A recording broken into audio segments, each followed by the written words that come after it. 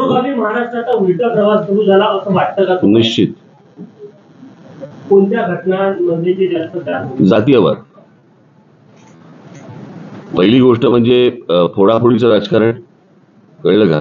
या सगळ्या गोष्टींना मी माझ्या जाहीर सभांमधून पण बोललो, या सगळ्या गोष्टींना कारणीभूत हे फक्त एकटे शरद पवार आहेत. कारण या शरद पवारांनी या गोष्टींची सुरुवात महाराष्ट्रामध्ये केली. म्हणजे जेव्हा पुलोस स्थापन झालं तेव्हापासून जर समजा आपण बघितलं तर तेव्हापासून म्हणजे 78ला पुलोस स्थापन होणं, 78ला सरकार येणं, बरोबर. त्याच्यानंतर ते 80ला गेले. पुन्हा आल्यानंतर त्यांनी 91ला शिवसेनेचे आमदार फोडले, छगन भुजबळ वगैरे. पुन्हा फोडाफोडीचं राजकारण केलं. त्याच्यानंतर परत मग मला असं वाटतं पुढचे कोण होतं, अनेक अशी लोक जे फोडत गेले. मग गणेश नाही फोडले, मग नारायण राणे गेले. या सगळ्या गोष्टी, हे सगळं राजकारण शरद पवारांनी सुरू केलं महाराष्ट्रामध्ये.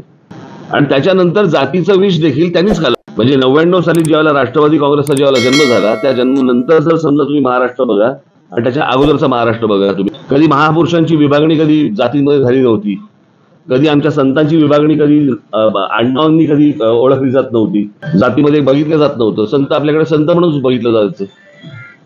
या सगळ्या गोष्टी ज्या सुरू झाल्या या राष्ट्रवादी काँग्रेसच्या जन्मानंतर सुरू झाल्या. आणि असा महाराष्ट्र हा याच्या अगोदर कधीच नव्हता. त्याच्यामुळे हे जे जातीचं जे विष पसरवलं गेलं, हे मला असं वाटतं 99 सालापासून महाराष्ट्रामध्ये सुरुवात झाली या गोष्टींची.